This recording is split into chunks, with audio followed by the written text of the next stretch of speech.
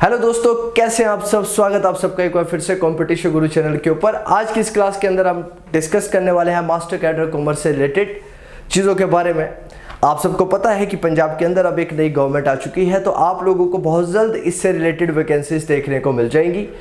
तो आज की इस क्लास में हम लोग डिस्कस करेंगे कि मास्टर कैडर कॉमर्स का बेसिकली सिलेबस क्या रहेगा और कहाँ से क्वेश्चन आपको एग्जाम के अंदर देखने के लिए मिलते हैं। तो आइए स्टार्ट करते हैं। तो आज की इस क्लास के अंदर हमने डिस्कस करना है कि कौन से टॉपिक है जो बहुत ज़्यादा रेलेवेंस आपके एग्जाम पर्सपेक्टिव से रखते हैं और यहाँ पर कहाँ से क्वेश्चंस पूछे जा सकते हैं। सबसे पहले अगर मैं बात करता हूँ बेटा इसमें, तो सबसे इंपॉर्टेंट टॉपिक यहाँ पर है बेटा इकोनॉमिक्स। इकोनॉमिक्स के अंदर अगर मैं बात करता हूँ बेटा, तो दोनों टॉपिक्स कौन सा, माइक्रो इकोनॉमिक्स एंड सेकंड बेटा हमारे पास हो गया मैक्रो इकोनॉमिक्स।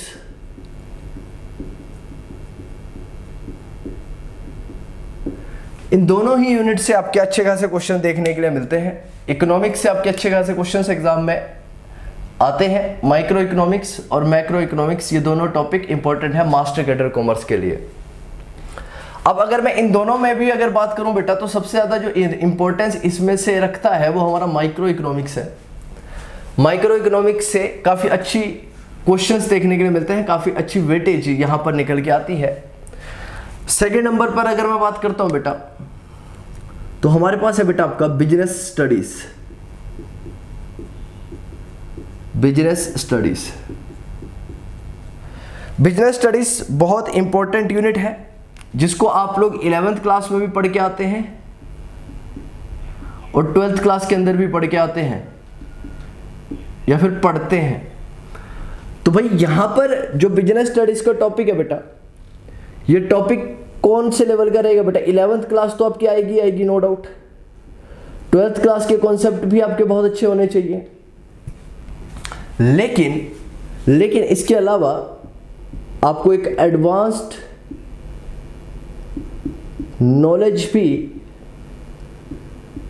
बिजनेस स्टडीज का होना चाहिए, जो कि आप ग्रेजुएशन लेवल पर सीख के आते हैं या फिर सीखते हैं। ठीक है। इसके बाद अगर मैं थर्ड नंबर पे बात करता हूं बेटा,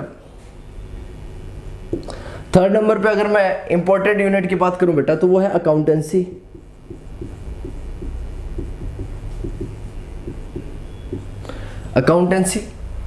अकाउंटेंसी की अगर मैं बात करूं बेटा, तो यहां पर इंपॉर्टेंस है 11th class, 12th class and graduation level.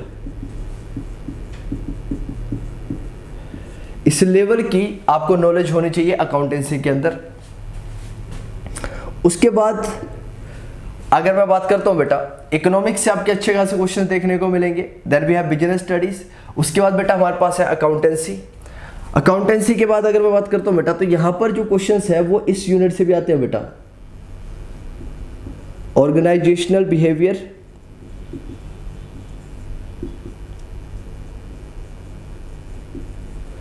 And theories, इसकी भी अच्छी खासी वेटेज है। और ये टॉपिक आप लोग कहां पढ़ते हैं बेटा, ग्रेजुएशन में। ग्रेजुएशन में ये वाला टॉपिक आप लोग पढ़ते हैं। तो ग्रेजुएशन लेवल की ओबी और ओटी आपको आनी चाहिए। ऑर्गेनाइजेशन बिहेवियर और ऑर्गेनाइजेशन थ्योरी के कॉन्सेप्ट आपको पता होने चाहिए। एक वीडियो और लेके आऊंगा आप लोगों के सामने मास्टर कैडर कॉमर्स की, जहां पर मैं आपके साथ डिस्कस करूंगा पूरा का पूरा सिलेबस, कि मैं डिटेल्ड में किस तरह से चीज़ें हमारी चलने वाली है और क्या क्या सिलेबस और टॉपिक्स उसके अंदर बताए गए हैं। इसके बाद समझना बेटा, 5th नंबर पर क्या है, एक टॉपिक है बेटा हमारा बिजनेस स्टैटिस्टिक्स।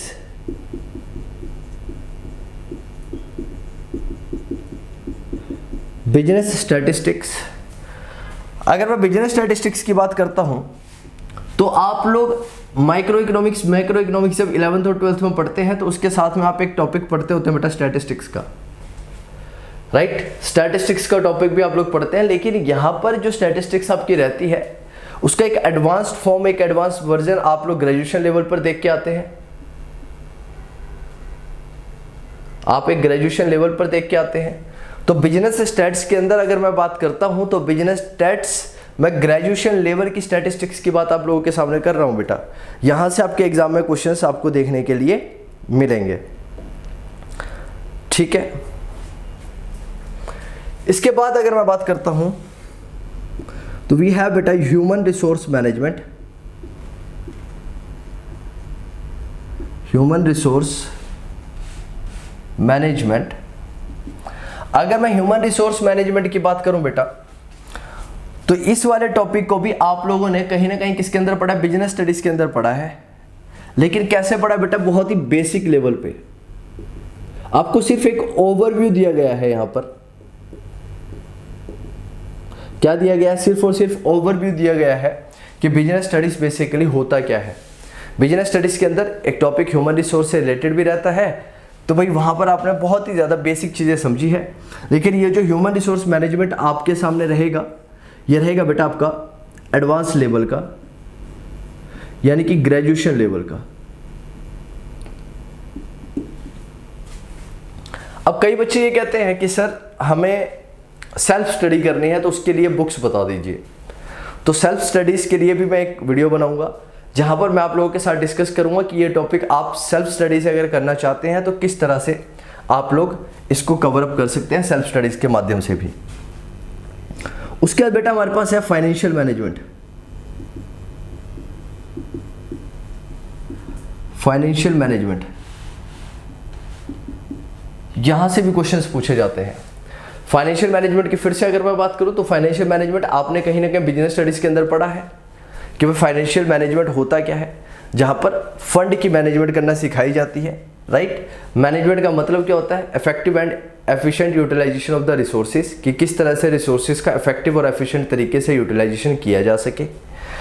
तो भाई यहाँ पर किस चीज़ की मैनेजमेंट करनी होती है, फंड की मैनेजमेंट करनी होती है, पैसे की मैनेजमेंट करनी होती है। तो वहाँ पर जब आप बिजनेस स्टडीज़ में आप लोगों ने पढ़ा था 11th-12th क्लास में जब आप लोग पढ़ते हैं, तो वहाँ पर सिर्फ इतना ही आइडिया और इतना ही ओवरव्यू दिया गया है कि फंड का मतलब है क्या और क्या क्या सोर्सेज है फंड को जनरेट करने के। Long term source, medium term source और short term source of fund क्या होता है उसके बारे में बताया गया है। लेकिन बहुत ज़्यादा डिटेल में आपको यहाँ पर डिस्कशन नहीं किया गया है। बहुत ज़्यादा डिटेल में डिस्कशंस आप लोग देखते हैं इसका कहाँ पर, ग्रेजुएशन लेवल पर। और साथ ही साथ में अगर आप किसी भी तरह का प्रोफेशनल कोर्स कर रहे हैं जैसे कि CA, CS और CMA, तो वहां पर आप थोड़ा सा इसको डिटेल में देखते हैं फाइनेंशियल मैनेजमेंट को कि फाइनेंशियल मैनेजमेंट बेसिकली है क्या, वहां पर आपको थोड़ा डिटेल में पता चलता है। तो भाई आप लोगों के साथ मैं ये भी डिस्कस करूंगा जैसे कि भाई बुक्स कौन कौन सी आपको रेफर करनी चाहिए इन सब्जेक्ट के लिए। इसके बाद बेटा अगर मैं बात करता हूं तो उसके बाद क्या टॉपिक आता है हमारा, समझना। ये तो हो गया बेटा 7 टॉपिक। इसके बाद बेटा एक टॉपिक आता है हमारा बैंकिंग का, राइट। बैंकिंग का टॉपिक बहुत ज़्यादा इंपॉर्टेंट है। बैंकिंग के टॉपिक से भी क्वेश्चंस आपके पूछे जाएंगे, राइट। तो एक यूनिट आपकी है बेटा बैंकिंग, राइट। बैंकिंग के अंदर से भी क्वेश्चंस आपके पूछे जाते हैं। अगर मैं बैंकिंग की बात करूं तो बेटा ये कौन से लेवल का है, ग्रेजुएशन लेवल का टॉपिक है। ग्रेजुएशन के अंदर आप बैंकिंग पढ़ते हैं। यहां पर आप स्टार्टिंग करते हैं बेसिकली कि बैंकिंग का मतलब होता क्या है, बैंकिंग का मतलब क्या है, इंडिया में बैंकिंग सिस्टम का किस तरह से इवैल्यूएशन हुआ या फिर इवोल्यूशन हुआ, राइट। किस तरह से इवोल्यूशन इसका हुआ, किस तरह से पहले बैंकिंग सिस्टम होता था। इसके बाद आप रोल पढ़ेंगे RBI का, रिजर्व बैंक ऑफ इंडिया का। रिजर्व बैंक ऑफ इंडिया कब आया, ठीक है, किस कमीशन के तहत आया था। फिर उसके अंदर हम पढ़ेंगे कि RBI किस तरह से मॉनेटरी पॉलिसीज को कंट्रोल करता है, राइट। और इसके साथ साथ और भी सारे जो बैंकिंग सेक्टर्स में, बैंकिंग सेक्टर के अंदर जो बैंक्स हैं उनके बारे में डिटेल में समझना है, जैसे कि नाबार्ड क्या है, सिडबी क्या है। इस तरह के बैंकिंग सिस्टम के बारे में भी हमें जानना है और इसके बारे में डिटेल में डिस्कशन करनी है। यहां से भी आपके क्वेश्चन देखने को मिलते हैं और ये one of the important and one of the easiest unit है। अगर आप इसके ऊपर थोड़ा सा कंसर्न करेंगे, थोड़ा सा ध्यान देंगे, तो आप बहुत बेहतर मार्क्स इसके अंदर स्कोर कर सकते हैं। क्योंकि यहाँ पर अगर मैं चीज़ों की बात करता हूँ तो यहाँ पर सिर्फ और सिर्फ रिमेंबर करनी होती है, चीज़ें हमें रिवाइज करनी होती है। जितना ज़्यादा हम लोग रिविज़न करेंगे चीज़ों का, उतने बेहतरीन तरीके से हम चीज़ों को कर पाएंगे। इसके बाद करता हूँ बेटा, तो हमारे पास है मार्केटिंग मैनेजमेंट। क्या है हमारे पास? Marketing management.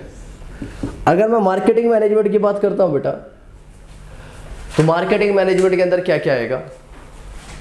मार्केटिंग मैनेजमेंट के अंदर अगर मैं बात करूं तो सबसे पहले यही कि भाई मार्केटिंग का मतलब होता क्या है और मैनेजमेंट का मतलब क्या है, मार्केटिंग मैनेजमेंट है क्या, राइट। मार्केटिंग की किसके द्वारा की जाती है? मार्केटिंग मार्केटर के द्वारा की जाती है। तो मार्केटर क्या करता है? वहाँ पर वैल्यूज़ को डिलीवर करने की कोशिश करता है, और वो वैल्यूज़ क्या हो सकती है? टेंजिबल भी हो सकती है, इंटेंजिबल भी हो सकती है। इसके बारे में डिस्कशन करेंगे, बहुत ज़्यादा डिटेल में हमने इस चीज़ के बारे में भी जानना है, राइट। और इसके साथ साथ में हमें ये भी समझना है कि मार्केटिंग है क्या। ये पूरी A to Z कॉन्सेप्ट चलेगा हमारा मार्केटिंग का, from basic to plinth level तक, ठीक है, प्लिंथ टू पैरामाउंट लेवल तक हमारी सारी की सारी ये चीज़ें चलेंगी। पूरे के पूरे टॉपिक्स को बहुत ज़्यादा डिटेल में मैं डिस्कस करूंगा कि मार्केटिंग का मतलब क्या है, मैनेजमेंट क्या होती है, मार्केटिंग की किस तरह से जाती है, मार्केटिंग के अंदर कौन कौन से कॉन्सेप्ट है, राइट, नीश मार्केटिंग क्या होती है, और बहुत सारे कॉन्सेप्ट्स है इसके अंदर। सबसे बड़ी यूनिट अगर मैं बात करता हूँ तो मार्केटिंग है, राइट। तो यहाँ से भी आपके क्वेश्चंस पूछे जाते हैं, लेकिन यहाँ पे क्वेश्चंस किस लेवल तक के पूछे जाएंगे? ग्रेजुएशन लेवल के क्वेश्चंस आप लोगों के पूछे जाते हैं। देन एक लास्ट यूनिट आपकी है बेटा, वो यूनिट कौन सी है? Taxation, right. अगर मैं टैक्सेशन की बात करता हूं तो टैक्सेशन टॉपिक आप टोटली पढ़ते हैं ग्रेजुएशन के अंदर, और बच्चे ज्यादातर खौफ खाते हैं बेटा इसी टॉपिक से। कौन से टॉपिक से? टैक्सेशन के अंदर, कि भाई टैक्सेशन का मतलब होता क्या है। टैक्स के अंदर भी अगर चीजें आपसे पूछी जाएंगी तो टैक्सेशन से क्या कॉन्सेप्ट और क्या क्वेश्चंस पूछे जाएंगे आपके एग्जाम में, तो ध्यान से समझना। टैक्सेशन के अंदर जनरली आती है अमेंडमेंट्स आपकी। क्या आती है आपकी? अमेंडमेंट्स। यहां से क्वेश्चन आपके एग्जाम में आता है, अमेंडमेंट से क्वेश्चन आपके एग्जाम में पूछा जाता है, राइट। कि भाई जो लेटेस्ट अमेंडमेंट की गई होगी गवर्नमेंट में, गवर्नमेंट के द्वारा, किसके अंदर? टैक्स के अंदर। टैक्स से रिलेटेड अगर कोई रिफॉर्म्स है, टैक्स के अंदर किसी भी तरह की अगर अमेंडमेंट्स की गई हैं, उनसे क्वेश्चंस, उनसे रिलेटेड क्वेश्चंस आपके एग्जाम में पूछे जाएंगे, राइट। और ज़्यादा से ज़्यादा अगर आपसे पूछेगा तो भाई जो आपको पता है कि टैक्स के अंदर क्या होता है? 5 हेड्स होते हैं, 5 हेड्स ऑफ इनकम होते हैं। उन 5 हेड्स ऑफ इनकम से क्वेश्चन आपसे पूछ सकता है, और 5 हेड्स ऑफ इनकम से भी आपसे क्वेश्चन पूछ सकता है। तो ये पैटर्न रहेगा आपके एग्जाम का, पूरा का पूरा पैटर्न आपके एग्जाम का ये रहेगा, जहां पर आपसे क्वेश्चन पूछे जाएंगे, ठीक है, मास्टर ग्रेडर में। तो इसकी पहली बच्चों की जो क्वेरीज आती हैं वो ये रहती है कि सर अगर हम सेल्फ प्रिपरेशन के जरिए अगर इसको करना चाहें तो हमें कौन कौन सी बुक्स पढ़नी चाहिए। तो जो अगली वीडियो आएगी उसके अंदर मैं आपको बुक्स डिस्कस करूंगा कि कौन कौन सी बुक्स हैं। अगर आप सेल्फ लेवल पे करना चाहते हैं प्रिपरेशन, तो कौन कौन सी किताबें हैं जो आप सेल्फ लेवल पर उसकी प्रिपरेशन कर सकते हैं। दूसरा बच्चों का क्वेश्चन आता है कि सर हमारा काफ़ी ज़्यादा टाइम पीरियड हो चुका है प्रिपेयर करते करते, तो या फिर हमारा ग्रेजुएशन पोस्ट ग्रेजुएशन बहुत पहले हो गई थी, अब हमें आगे किस तरह से अप्रोच करना चाहिए ताकि हम इस एग्ज़ाम को क्लियर करें, राइट। कई बच्चे ऐसे भी जुड़ते हैं जो कहते हैं सर हमारी पोस्ट ग्रेजुएशन 2013, 14, 15 में हो गई थी, तो अब हमारा स्टडी के साथ लिंक टूट चुका है, तो अब हम प्रिपरेशन किस तरह से करें, ठीक है। उससे रिलेटेड जो भी क्वेश्चंस रहेंगे उनके आंसर्स भी हम लोग आपके सामने करेंगे, ठीक है। तो आज की ये वीडियो बेसिकली क्वेश्चंस से रिलेटेड थी, और मतलब बेसिक ये क्वेश्चंस की सिलेबस क्या है इससे रिलेटेड ये वीडियो थी। तो आशा करता हूँ आप लोगों को ये वीडियो पसंद आएगी। मिलते हैं आप लोगों से अगली वीडियो में, तब तक के लिए take care and God bless you all.